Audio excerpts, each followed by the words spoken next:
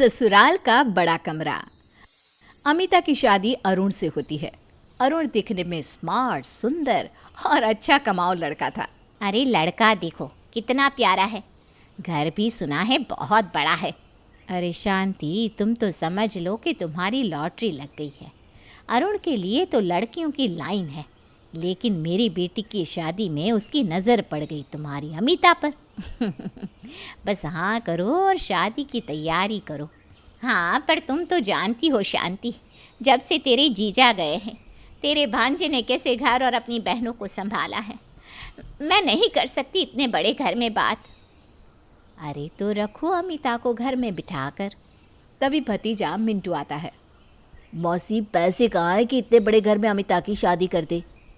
अरे बात तो करो, लड़का खुद रिश्ता मांग रहा है, इसका मतलब समझते हो ना।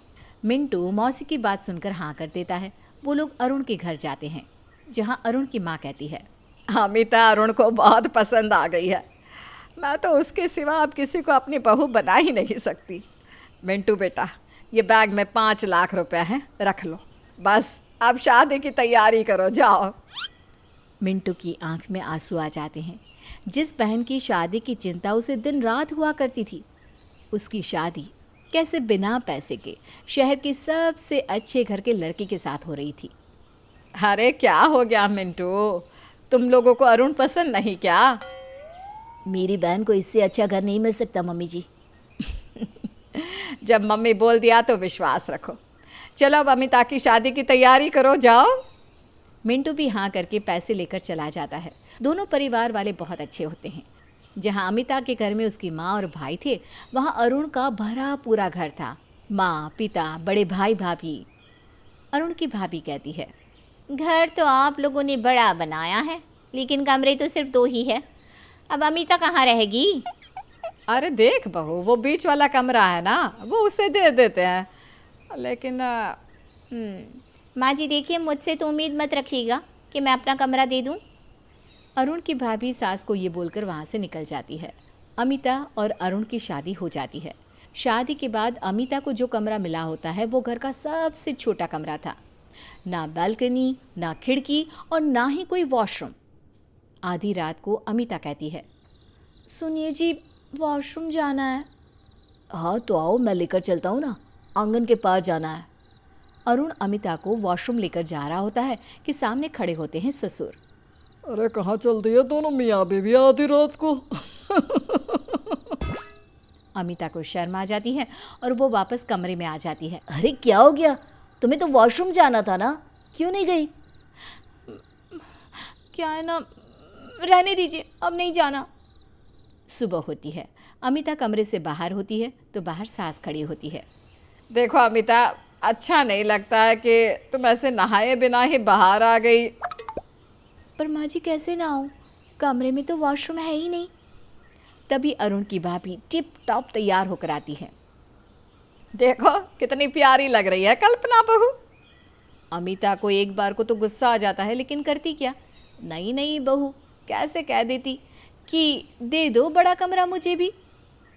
खाना वाना खाकर सब अपने कमरे में जा रहे होते हैं कि अरुण की भाभी कहती है, अरे अमिता, आओ मेरे कमरे में बैठो, आओ, मैं तुम्हें ना अपनी शादी के एल्बम दिखाती हूँ। अमिता जैसे ही कल्पना भाभी के कमरे में जाती है तो हैरान रह जाती है। अरे क्या हो गया, मुंह क्यों खुला रह गया तुम्हारा? भाभी, आपकी शादी को कितने साल हो गए? 3 साल। क्यों? अगर मेरी शादी आपसे पहले होती तो ये कमरा मेरा होता ना? बिल्कुल नहीं, क्योंकि मेरी शादी के भी 25 साल पहले माँ जी की शादी हुई थी। ये कमरा उन्हीं का था, मैंने खाली करवा लिया। तो ये कमरा तो मेरा ही होना था। अमिता को हैरानी होती है कि ये कैसे, सास का कमरा बहू ने खाली करवा लिया। अरे छोड़ो ना, आओ मैं तुम्हें अपना कमरा दिखाती हूँ। ये देखो, ये एरिया है ना, यहाँ हम तैयार होते हैं। अलग से अलमारी और मेकअप मिरर है ना, सही? अरे इधर आओ, कभी मन ना लगे कमरे के अंदर तो ये सटा हुआ छोटा सा गार्डन, यहाँ ना मैं खूब सारे फूल पौधे लगाती रहती हूँ। और एक मेरा कमरा, वहाँ तो एक गमला रखने की भी जगह नहीं है। हाँ, वो तो पहले अनाज रखने का कमरा था, मैंने ही तो उसे खाली करके माँ जी को दिया था। लेकिन गर्मी बहुत होती है ना उस कमरे में, और एसी लगाने की भी जगह नहीं है तो उन्होंने दूसरे कमरे में शिफ्ट कर लिया। कल्पना अमिता को कमरा ऐसे घुमा रही थी जैसे कि ताजमहल। अमिता का मुंह बना जा रहा था कि हाय रे फूटी किस्मत, छोटी बहू होने का ये सिला। फिर एक रोज, अरे अमिता बहू कहाँ है? अमिता। अमिता कमरे से बाहर निकलती है, पसीने से तर बतर। क्या हो गया बहू? माँ जी, गर्मी बहुत है। हाँ, उस कमरे में होती है। एक काम कर, कुछ देर के लिए मेरे या अमिता के कमरे में लेट जा। ठीक है माँ जी। अमिता पहले सास के कमरे में जाती है, लेकिन ससुर जी बैठकर वहाँ अखबार पढ़ रहे थे। यहाँ तो पापा जी बैठे हैं, उनके सामने मैं कैसे लेट सकती हूँ? एक काम करती हूँ, कल्पना भाभी के कमरे में ही लेट जाती हूँ। वो दूसरे कमरे में जाने के लिए पलट ही रही होती है कि क्या हो गया अमिता बेटा, कुछ ढूंढ रही हो क्या? नहीं नहीं पापा जी, वो तो मैं आपसे पूछने आई थी, आपको कुछ चाहिए तो नहीं? नहीं नहीं, कुछ नहीं, बस छाछ ला दे। गर्मी बहुत है ना बेटा, जरा ठंडी लाना।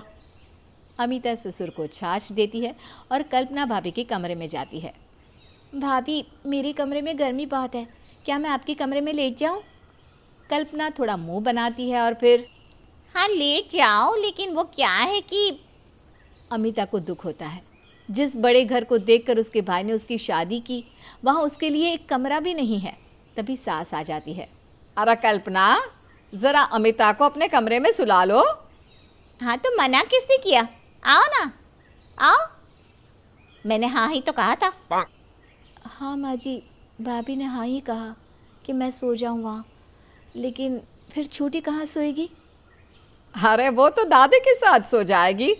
नहीं नहीं माँ जी, वो यहीं सोती है, आपको पता है ना। अमिता, तुम ना ज़मीन में दरी बिछाकर सो जाओ, चलो। अमिता ज़मीन पर लेट जाती है।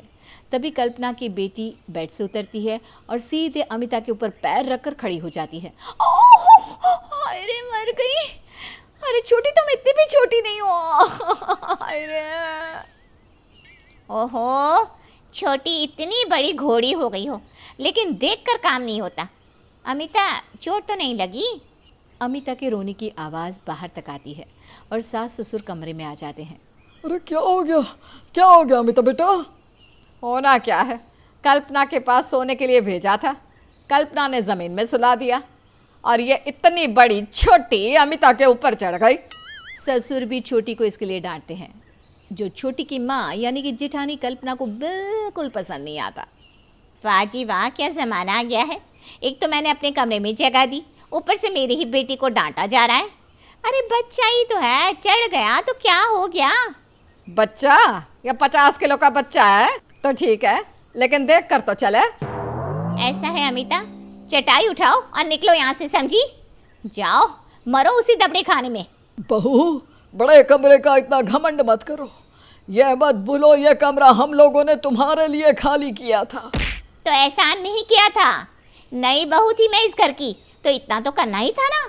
हाँ कल्पना, बहुत सही बोल रही हो। चलो अमिता बेटा। ससुर अमिता को लेकर बाहर आ जाते हैं।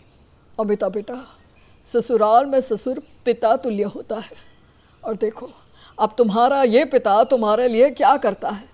ससुर किसी को फ़ोन करता है। हाँ जी, आप कल से काम शुरू कर दीजिए। मुझे अपने घर में एक और फ्लोर बनाना है। डिज़ाइन मेरी छोटी बहू बना देगी। ससुर फ़ोन रख देते हैं।